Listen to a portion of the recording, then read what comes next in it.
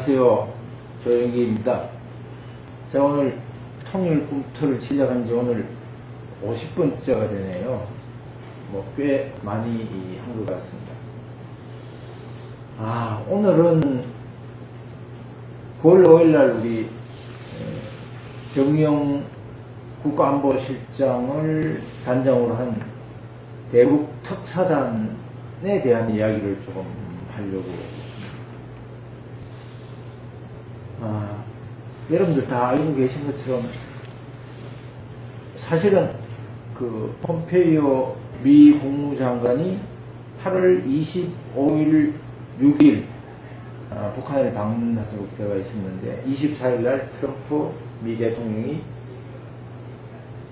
트위터를 통해서 폼페이오 방문 안 한다 라고 아주 또 극단적인 선언을 했습니다. 극한 처방. 하루 남겨놓고 이런 극한 처방을 하는 것은 굉장히 외교적 결례이지만 왜 이런 거가 생겼는가. 나중에 확인하니까 북한에서 자꾸 이 과도한 요구를 하는 것 같아요. 비핵화와 관련된 거는 전혀 이루어지지 않으면서 김영철 북한 노동당 부위원장이 그 폼페이오에게 보낸 메시지에 이런 거가 있었던 것 같아요. 줄 거 없이 줄 것이 없으면 방북하지 마라. 비핵화에 대한 내용보다는 아마 북한은 늘 종전선언이나 이런 거에 대해서 조금 더 많이 관심을 가졌던 것 같아요. 어떻게 됐든 간에 이런 또 돌파구를 찾아내야 되는 것이 한국이었다. 그래서 한국이 이제 특사단을 급히 만들어서 북한에다가 방북을 했습니다. 특사단 방북은 금년도라서 두 번째예요. 지난 3월에 한 번 있었고 이제 9월에 한 번 있었고 당일치기로 갔다 왔습니다. 정의용 청와대 국가안보실장, 서훈 국정원장, 천혜성 통일부 차관, 김상균 국정원 제2차장, 그리고 윤건영 청와대 국정홍보실장 등 5명이 북한 가서 김정은하고 만나고 그랬다고 해요. 그래서 다음날 방북 결과를 국민들에게 발표했습니다. 10시 40분. 그 내용은 4개 항입니다. 첫 번째는 4개 항에 대한 거예요. 간단히 우리 지금 다 알고 있는 것처럼 남북 3차 정상회담을 9월 18일부터 20일까지 평양에서 개최한다. 2박 3일 동안. 전 가서 이렇게 지금거리에 있는 사람들이 2박 3일 동안 해야 될 일이 뭐가 있는지 잘 모르겠어요. 근데 하여튼 2박 3일 동안 간다고 그러네요.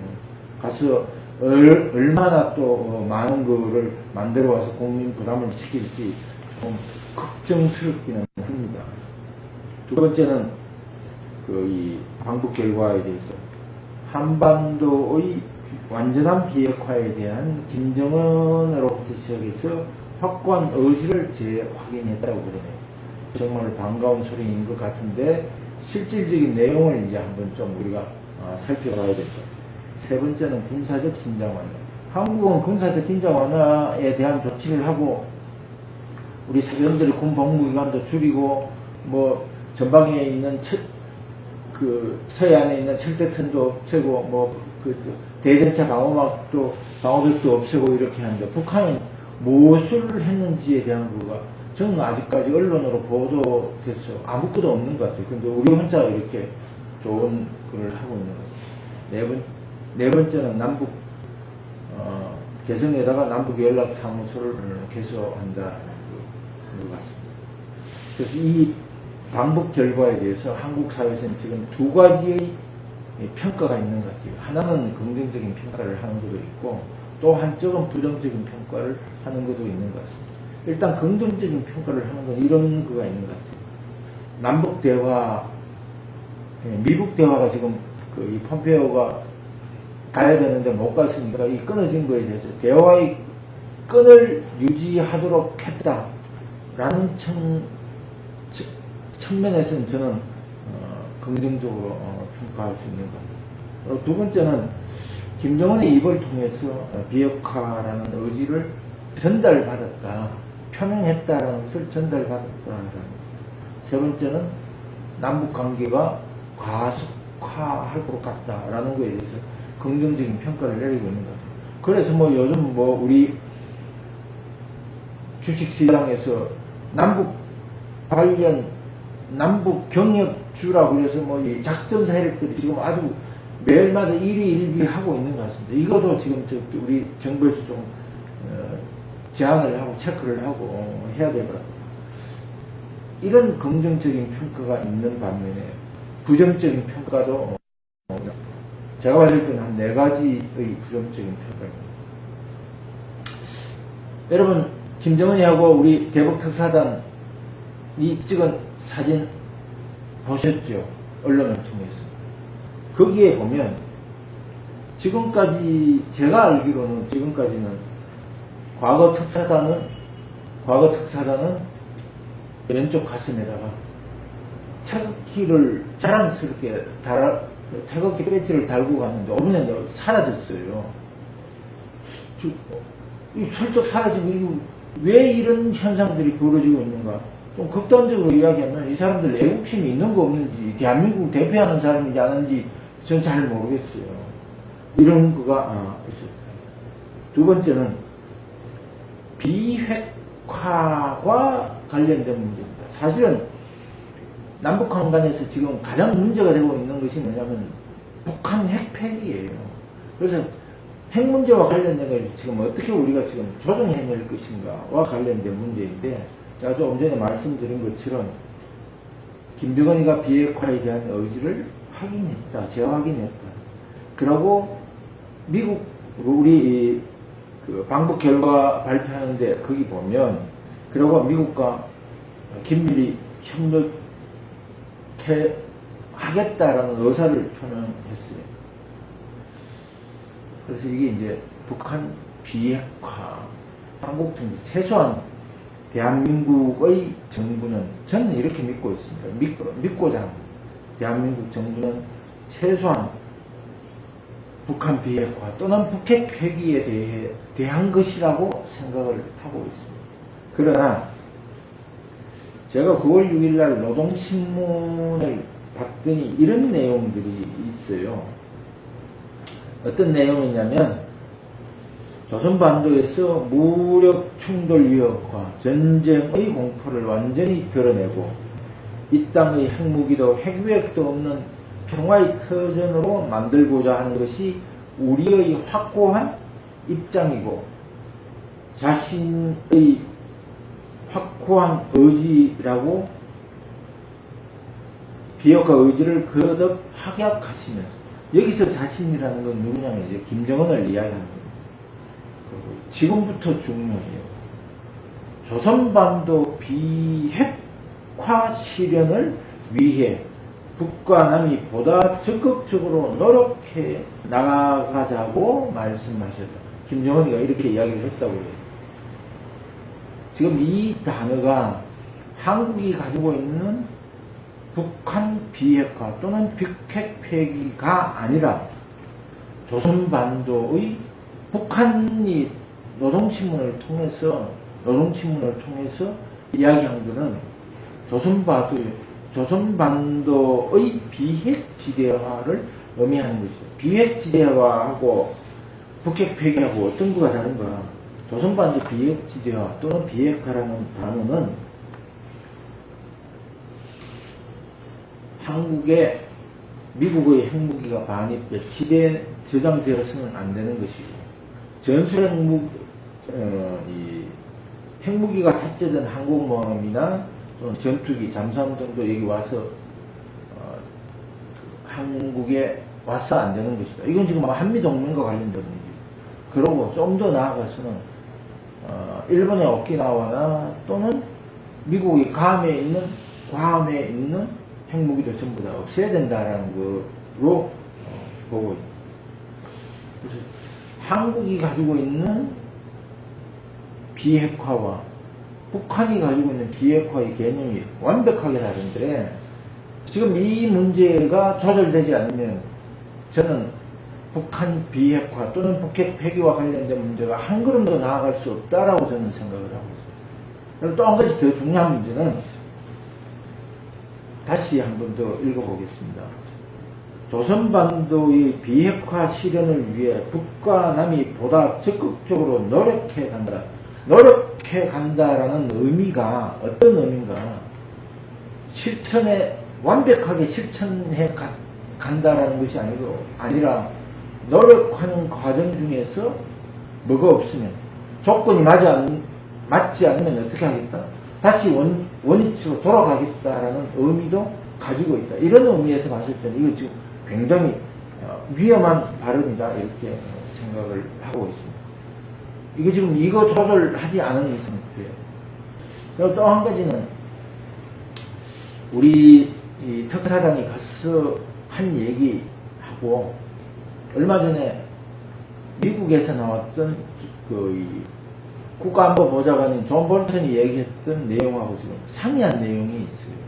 그걸 이제 저는 이렇게 표기를 했는데, 세 번째는 핵폐기의 기간을 우리가 스스로 연기시켜준 것이다 라고 저는 이렇게 판단이 됩니다. 판문점 선언할 당시에 우리 문재인 대통령하고 김정은이하고 둘이 밀당하면서 다리를 산책하면서 이런 거를 했다고 그래요. 문재인 대통령이 김정은에게 1년 내에 북한의 비핵화라는 것을 제안을 했다. 그러니까 김정은이는 이를 받아들이겠다라고, 알았다라고 이야기했어요. 이게 분명히 1년입니다. 4월 27일에서 2017년 4월 27일에 1년은 언젠가요? 지금 2018년이니까 2018년 4월 27일이니까 2019년 4월 26일까지예요. 4월 26일까지 분명히 북한 비핵화라는 거가 돼야 되는데, 정의용 실장이 대국민 보고 발표를 하면서 김정은이가 이랬다고 그래요. 보고해서 트럼프 재임 기간까지 비핵화를 하겠다. 트럼프 재임 기간이 지금 1차 재임 기간이 언제냐면 2021년 1월이에요. 여기서부터 보면 비핵화 기간을 어떻게 해준 거예요? 2019년 4월에서 2021년 1월로 연기하면 최소한 정확히 계산하니까 한 19개월쯤 되는 거 뒤로 연장해 준 것 같아요. 이게 지금 우리가 잘한 건가 잘못한 건가? 제가 봤을 때 엄청나게 잘못한 것 같아요. 북한은 시간을 훨씬 더 벌었지만 우리는 그 기간 동안에 또 북핵 위협으로부터 시작해서 덜덜덜 떨고 있어야 되는 이런 상황이 벌어지고 있습니다. 그리고 핵폐기와 관련돼서 정말로 북한이 핵폐기와 관련돼서 진정한 의지가 있고 노력하고 실천할 의지가 있다고 그러면 최소한 4월 27일 판문점 선언 또는 6.12 싱가포르 이 선언에 된 이후에 지금 벌써 얼마나 많은 기간이 흘렀어요. 그 기간 동안에 북한은 핵폐기와 관련된 어떤 내용도 리스트를 제공하지 않았다. 사실은 북한처럼 저런 독재국가 또는 전체주의 국가에서는 핵폐기와 관련된 것은 결단은 누가 하는 거야? 김정은이 합니다. 김정은이 하면 오늘이라도 당장 핵폐기 절차에 들어갈 수 있어요. 왜 지금 1년이라고 그랬다가 또 2021년 1월로 이걸 연기하는 거야? 저는 이걸 도저히 이해할 수 없어요. 이해가 되지 않는 상황입니다. 이거 지금 잘했다고 지금 자꾸 이야기를 하고 있는 것 같아요. 핵폐기 리스트도 안 내고. 네 번째는 종전선언에 대해서 상당히 과도한 의미를 부여하고 있는 거예요. 김정은이가 이렇게 이야기를 했다고 그러네. 종전선언은 한미동맹이나 주한미군 철수와는 관계없다. 는 입장을 표명했다. 관계 없을 것 같아요. 저는 북한이 이런 시비를 걸 가능성이 있어요. 전쟁이 끝났는데 왜 한미동맹이 있고 주한미군이 있느냐라고 시비 걸 가능성도 굉장히 있고, 또 뭐 주한미군 아니면 유엔사 해체하라라든지 하나씩 물고 들어올 가능성이 굉장히 있다. 저는 이렇게 보고 있어요. 또 하나, 대한민국이 지금 취하고 있는 북한과의 관계에서 취하고 있는 노선이 바로 저는 신자주 노선이라고 이름 붙이고 싶은데, 이 신자주 노선을 취하고 있는 한국 정부의 노선과 친북적 정향이 한국에서 굉장히 많이 팽배해 있기 때문에 주한미군 철수하자라는 거가 김정은이 하지 않아도 한국에서 할 수 있을 가능성이 굉장히 많다. 이 점을 누가 알고 있는가? 김정은이가 알고 있다라고 저는 이렇게 판단을 하고 있습니다. 이 신자주 노선과 관련돼서 잠깐 더 부연 설명을 드리면, 8월 15일 날 대통령이 경축사하면서 이런 얘기했어요. 남북관계 개선을 통해서 북핵 문제를 해결하라. 남북관계 개선을 통해서 북핵 문제 해결하는 것은 저는 그 가능성은 0.0001%도 없다고 봐요. 왜 북한이 핵을 가지고 있는가? 라는 측면에서 한국이 점점 더 북한이 경제력이 높아지면 한국은 그만큼 더 북한으로부터 시작해서 훨씬 더 많은 위협을 받고 있다는 것이 저의 생각입니다. 두 번째는 임종석 비서실장이 페이스북에다가 이런 글을 9월 3일 날 올렸어요. 9월 5일 날, 9월 3일 저녁에 9월 5일 날 특사단이 방북을 하는데, 우리 스스로 새로운 조건과 상황을 만들어야 됩니다. 우리가 할 수 있는 만큼 내일은 다르게 시작된다. 미국의 눈치를 보지 않겠다. 한미동맹의 문제를 고려하지 않겠다라는 얘기하고 같은 겁니다. 북핵 문제를 해결하는데 한미동맹이 균열된 상태에서 북핵 문제가 해결될 수 있는가? 저는 전혀 없다고 보고 있습니다. 그리고 오늘 9월 7일 날 대통령이 이런 또 이야기를 했네요.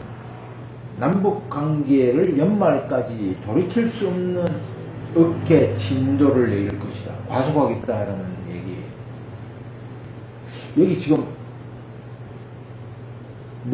이거가 돌이킬 수 없는 상황으로 갈 수 있도록 만들겠다. 두 가지를 가정할 수 있을 것 같아요. 염두에 두고, 아마 어떤 것을 염두에 두고 이야기했는지는 저는 정확히 잘 모르겠습니다만, 저의 판단으로는 두 가지인 것 같아요. 하나는 엄청나게 경제 지원을 해주겠다. 또 하나는 정치적으로 더 돌릴 수 없는 상황으로 만들겠다. 경제 지원해주는 것도 굉장히 국제사회의 대북 제재 때문에 굉장히 어려운 문제이지만, 또 하나 지금 우리가 고려해야 될 문제는 바로 북한이 늘 주장하고 있는 낮은 단계의 연방제, 또는 뭐 한국이 여기 연합제하고 라는 거를 염두에 두고 한 얘기가 아닌가 라는 것 때문에 저는 굉장히 두렵습니다. 솔직히 말해서. 매우 통일의 이 연방제, 결국은 북한의 연방제 통일을 염두에 두고 한 얘기가 아닌가 라는 얘기. 연방제는 또는 연합제. 연방제, 연합제의 토대는 여기서 뭐 긴 얘기는 하지 않겠습니다. 미국도 연방국가고, 지금은 해체되고 없지만 구소련도 연방제 국가였어요. 이 두 개의 국가가 가지고 있는 연방을 형성할 수 있는 가장 근본적인 토대가 무엇이 있는가? 그 토대는 저는 동일한 이념과 가치라고 생각합니다. 그리고 연방제 통일했잖아요. 최근에 한 국가들 있잖아요. 그 국가 중에 가장 대표적인 국가가 남예멘이요. 북예멘. 남예멘, 북예멘이 연방제 국가에서 만들었다가 결국은 어떻게 됐어요? 둘이 서로 치고받고 싸우다가 국가가 파멸의 국면으로 가서 또 예멘에 있는 사람들이 지금 제주도 와서 또 난리법석을 치고 있잖아요. 이런 거 지금 우리 고려해야 된다. 연방제가 성립될 수 있는 것, 연합제가 성립될 수 있는 가장 큰 기초적 토대는 저는 동일한 가치, 통일한 이념이라고 생각됩니다. 전체적으로 봤을 때 이런 거 조금 고려하면 왼쪽 가슴에 국가의 상징인 태극기도 달고 가지 않은 이 사람들이, 이 특사단이 애국심을 가지고 지금 이 했는지 안 했는지 잘 모르겠어요. 저는 뭐 애국심이 있다고 보는데 형식도 굉장히 중요합니다. 남북한 간에 협력하고 협상하는. 근데 안 했죠.